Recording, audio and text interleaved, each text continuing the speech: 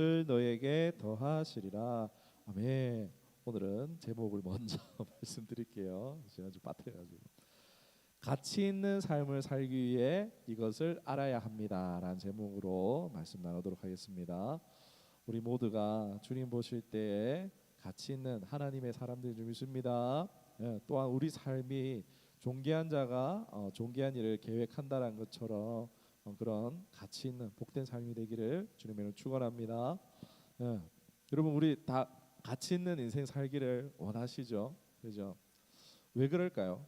우리 인간의 수명이 영원하지 않기 때문이죠. 우리에게는 이 땅에 살아가는 시간이 한정되어져 있어요.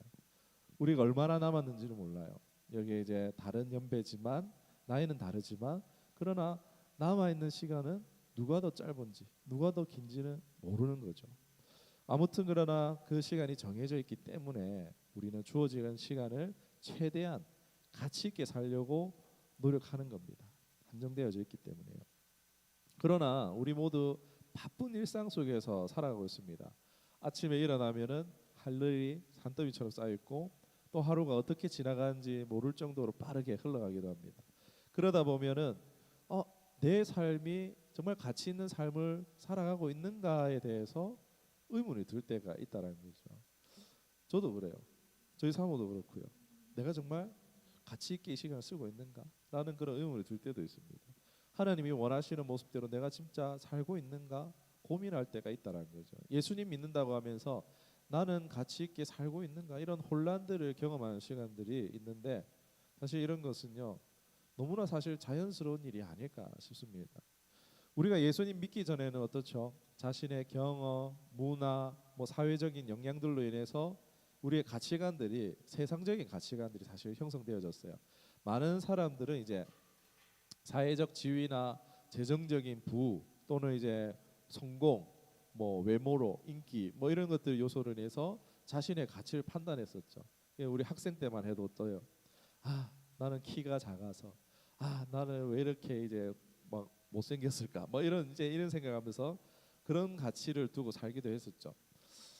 다양한 사람이 살아가는 것만큼 다양한 사람마다의 고유한 가치관들이 있지만 그런데 우리가 신앙 안으로 들어오면 어떻게 되죠? 나름 이제 그 가치관이 하나님의 말씀에 기초한 가치관으로 우리가 변해 간다는 것입니다. 하나님을 만나고 신앙을 가지게 되면서 우리의 가치관이 이제 예수님 안에서 하나님 말씀을 따라서 새롭게 정립되어져 갑니다. 성경을 통해서 하나님을 배우고 하나님 뜻을 배우고 말씀을 따라 살아가려는 그런 노력이 우리의 삶이 또 변화시키기도 합니다. 그런데 이제 예를 들어서 세상적인 성공이나 물질적인 소유의 가치를 두는 사람이 신앙을 가지게 되면은 이보다 더 중요한 것이 뭐죠? 관계, 사랑, 용서, 봉사 이런 것들을 알게 되죠. 이전에는 알지 못했던 가치들인데 이런 것을 깨닫게 됩니다. 이는 우리가 하나님의 말씀을 통해서 예수님의 삶과 가르침을 따르려고 하는 자연스러운 과정이죠. 성경은 우리에게 이런 새로운 가치관들을 제공합니다.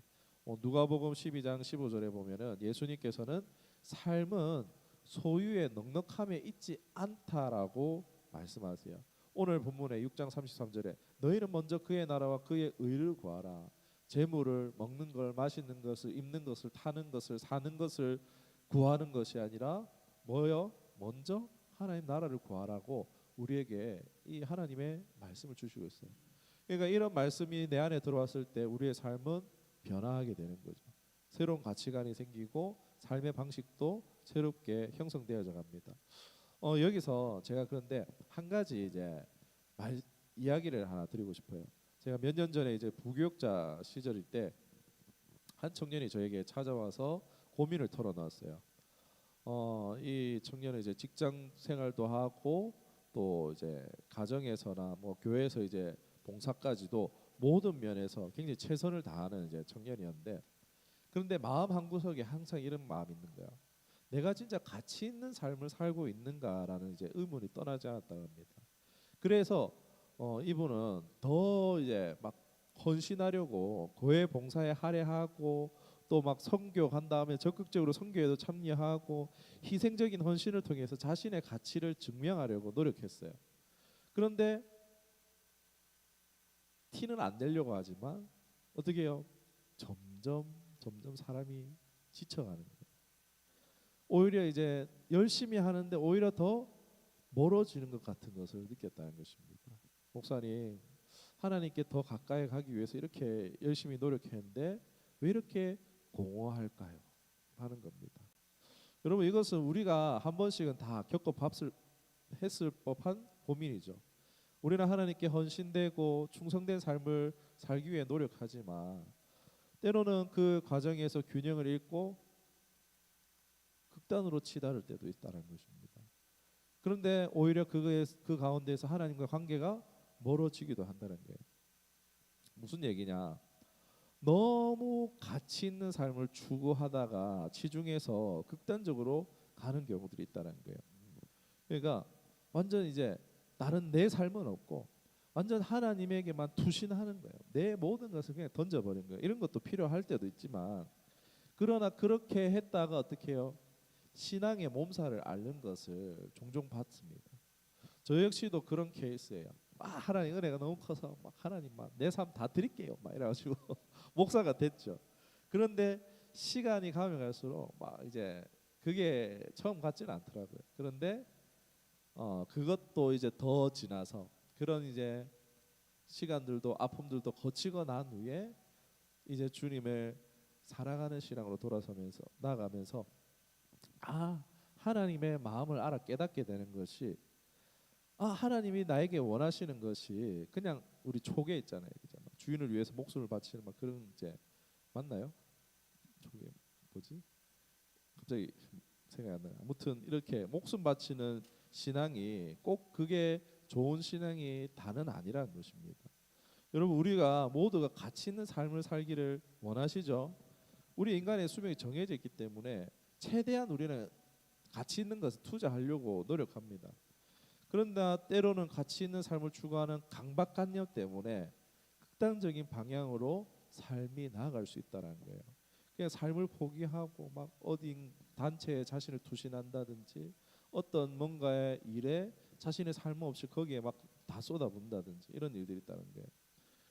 그게 나쁘다는 건 아니에요. 때로 필요할 수도 하나님이 시키시면 그렇게 할 필요는 있어요. 그런데 하나님이 원인이 아니고 자신이 그렇게 생각해서 지나는 것은 오히려 우리의 삶을 불균형하게 만들 수 있고 진정한 신앙의 가치를 잃게 만들 수 있다라는 것을 말씀드리고 싶어서 이 한 청년의 이야기를 예를 들었습니다. 우리가 일상 속에서 하나님과의 깊은 교제를 통해서 평화와 안녕을 경험하지 못한다면요, 우리가 그 하나님과의 그런 이제 균형 있는 신앙생활을 하지 못한다면은 어떻게 될까요? 우리 이제 사람과의 관계에서도 그렇죠. 평소에는 잘 못해주다가 어떻게 해요? 막 기념일이라든지 뭔가 있으면 그때 한번 빡 잘해주고 그 친분을 관계를 이제 뭔가 유지하고 만회하려고 하잖아요. 그 한 번으로 이제 용서받고 막 다시 유지하고 또 평소에 못해주고 막 이런 식으로. 그런데 하나님 앞에 그럴 수 있다라는 거예요. 우리의 신앙이 바른 데 서 있지 않으면은 계속 이제 매일매일 사는데 이게 내가 지금 제대로 사는 걸까? 내가 지금 가치 있게 살고 있는 걸까? 라고 하는 고민에 빠지면서 내가 뭔가 하나님 위해서 해야 되는데 뭐 해야 되는데 하다가 이번에 이걸 한번 내가 빡 해야겠다. 필요할 수도 있어요. 이제 필요할 수 있는데 제가 말씀드린 거는 그 균형 있는 신앙이 아니다가 한 방으로 뭔가 내가 이걸 해서 평소에는 하나님 앞에 헌신된 삶을 살지 않다가 순종한 삶 살지 않다가 뭔가 한 번의 큰 희생, 뭔가 한 번의 큰 이런 헌신을 통해서 만회하려고 하는 자세들이 있을 수 있다라는 거예요. 내 20대 때 뭐 했지? 내 30대 때 뭐 했지? 내 40대 때 뭐 이러면서 잘 못한 것 같은데 이러면서 뭔가 만회하려고 자신을 어딘가에 투신하려고 하는 이제 이런 모습들을 어렵지 않게 보기도 한다라는 것입니다. 여러분, 이것의 배경이 뭘까요? 뭔가 가치 있는 일을 해야지 이것이 내 신앙을 대변하고 그리고 이것이 하나님께 복을 받는 그런 이제 생각을 여긴 거죠. 그 마음에는 뭐죠? 조급함이 있는 거예요. 내 마음에 조급함. 뭔가 저 사람은 잘하는 것 같은데 나는 못하는 것 같은 그런 두려움들, 뒤처진다는 두려움들. 그리고 내가 가치 없다라는, 나에게 가치를 부여하시는 분은 하나님이신 줄 믿습니다.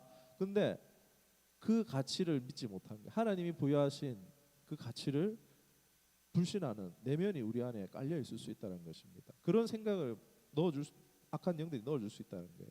신앙을 하면서 여전히 외적인 요소들에 의해서 우리 자신의 가치를 판단하려고 한다는 거예요.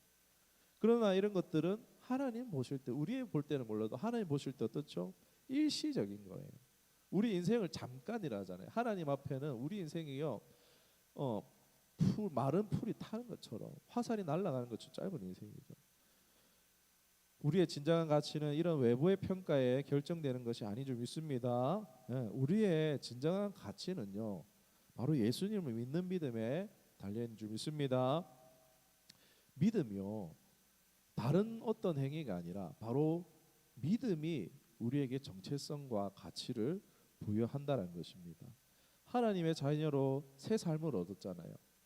그분의 사랑과 은혜 안에서 우리가 살아가고 있어요. 우리의 가치는요, 어디서 증명이 될까요?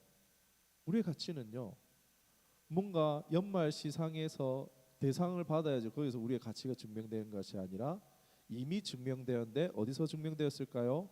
바로 예수님의 십자가에서 우리의 가치가 증명되어졌다는 거예요. 그 십자가를 믿는 것이 바로 우리의 가치에 증명된 거예요. 하나님의 아들의 피값, 하나님의 가치죠. 그 피값으로 여러분과 저를 사신 줄 믿습니다.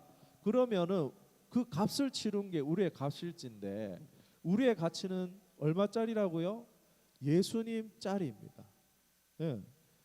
우리가 그만큼 소중한 존재임을, 가치 있는 존재임을 의미하는 거예요. 만약 내 존재 자체가 가치 있음을 잘 인지하지도 믿지 못한다면요, 내 가치를 스스로 증명하려고 하는 오류에 빠질 수 있다는 거예요. 왜 나를 예수님의 피값으로 사셨을까? 그냥 3천만 원, 5천만 원으로 살 수, 주님이 이제 은전 1,000개로 너를 샀다, 뭐 이렇게 하실 수도 있을 텐데 그렇게 안 하시죠. 자기의 목숨값으로 우리를 사셨잖아요. 그렇다면은 우리를 예수님의 피값으로 사신 분의 의중이 있을 거 아니에요. 그 뜻이 있을 거 아니에요. 내가 뭘 잘해서 샀을까요? 내가 어디 이제 일하는데 필요해서 나를 샀을까요? 전지전능한 창조주 하나님께서 뭐 우리한테 필요할 게 있고 뭐 우리에게 뭐 중요한 뭔가가 있을까요? 같이 어떻게 보면 하나님 앞에 무가치한 존재가 우리인데, 그런 우리를 왜 예수님 하나님의 가치로 우리를 사셨냐는 말입니다. 여러분 꼭 기억하시기 바랍니다. 하나님은 사명보다도 우리와 관계하시기 위해서 우리를 부르신 줄 믿습니다. 마가복음 3장 14절에 우선순위가 잘 나와 있어요. 마가복음 3장 14절에 이에 12를 세우셨으니, 제자들이죠. 이는 자기와 함께 있게 하시고 또 보내사 전도도 하며라고 나와 있습니다. 관계 뒤에 사명이 나오고 있지, 사명 뒤에 관계가 있는 게 아니란 거예요. 여러분, 우리의 가치는 예수님을 믿는 믿음 안에서요 온전히 발견됩니다. 외적인 요소나 세상의 평가에 의존하지 말고 예수님 안에서 내 가치를 발견할 수 있기를, 그 은혜 가운데 살아가기를, 우리의 삶이 얼마나 소중하고 가치 있는지를 깨닫고 믿으시기를 주님 여러분 축원합니다. 아멘. 신앙에 있어서 가치 있는 삶은 단순히 행위로 결정되는 것이 아니라 우리의 내면, 우리의 믿음, 하나님과의 관계에 달려 있습니다. 예수님께서도 말씀하셨죠. 행위로 천국에 들어갈 수 없다라고 하셨죠. 진정한 믿음은 우리의 행위에서 비롯되는 것이 아니라 우리의 마음과 신앙에서 출발된다는 거예요. 이 사실을 믿지 못할 때 내 마음에 자신의 존재 자체에 대해서 공허함을 느낄 수 있다는 거예요. 신앙 안에 우리가 들어왔어요.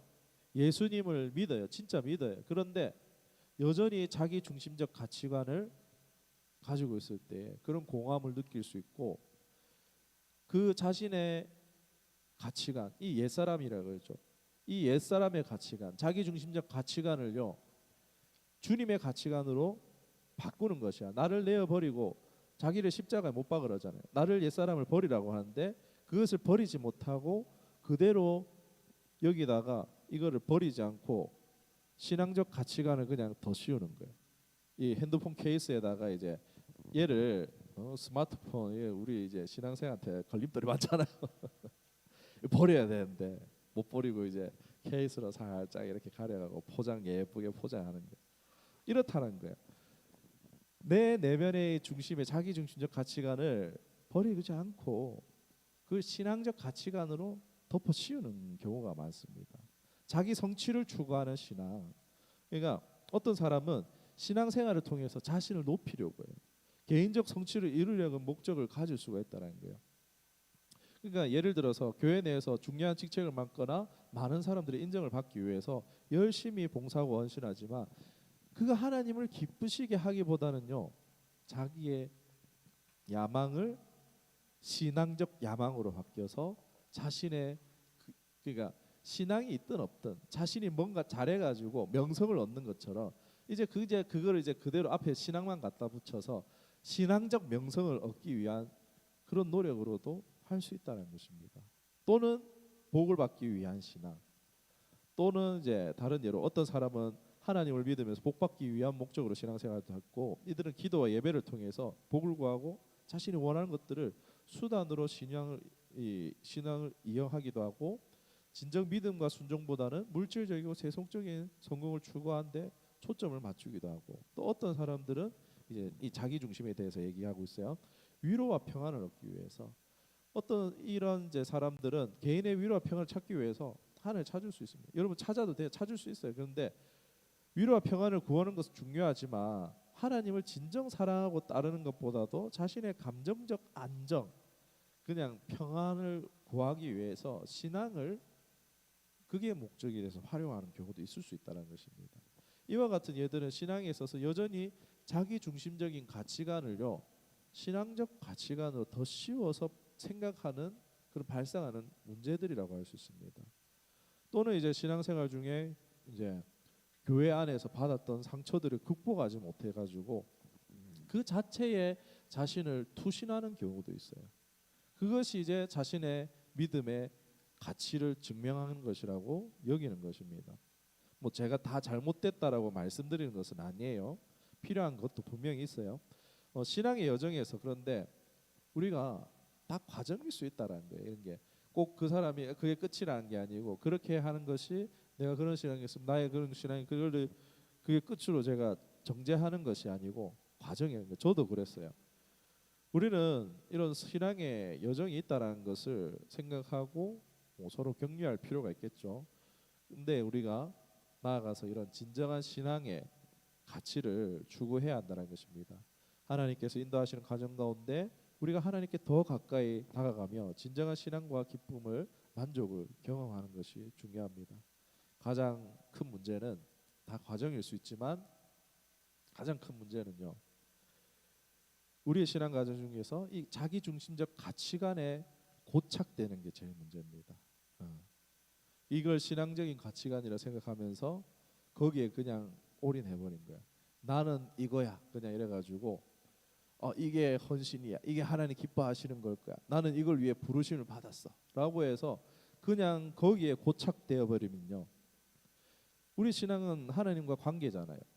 그런데 나는 이걸 위해서 부르심을 받았어라고 그냥 고착되어 버리는 순간 어떻게 될까요? 성장과 변화와 축복은 막혀버리기 쉽다라는 거예요. 열심히 하고 그렇게 수고하고 공헌할 수 있다는 거예요. 하나님께서는 우리를 부르시는 더 깊은 신앙의 단계로요 나아갈 수 없을 수 있다는 거예요. 내가 거기 고착돼 버릴 때요. 가치를 추구하는 것은 중요한 일이에요. 귀한 일이에요. 사람들에게 몇몇 사람들에게 도움을 줄 수도 있지만 그러나 그 가치는 예수님과의 관계, 성령님 관계 안에서 이루어져야 되는 것이라는 거예요. 우리가 주여 주여 하는 자마다 천국에 들어가는 것이 아니라는 말씀처럼요. 뭔가 외적인 모습이나 행위가 아니라 우리 마음속 깊은 믿음, 그에 따른 진정한 순종으로 이루어져야 되는 줄로 믿습니다. 그러니까 평범한 가운데 특별한 것이 나타나는 거지, 특별해야지 특별한 것이 아니라는 것입니다. 우리의 가치는 하나님께서 우리에게 주신 사랑과 은혜에 의해 결정된다는 것을 기억해야 합니다. 그리고 그 사랑과 은혜를 받은 자로서 예수님을 닮은 삶을 살아야 합니다. 진정한 믿음은 순종이 담긴 삶을 통해서 우리 하나님께서 우리에게 주시는 가치가 그럴 때 드러나는 거예요.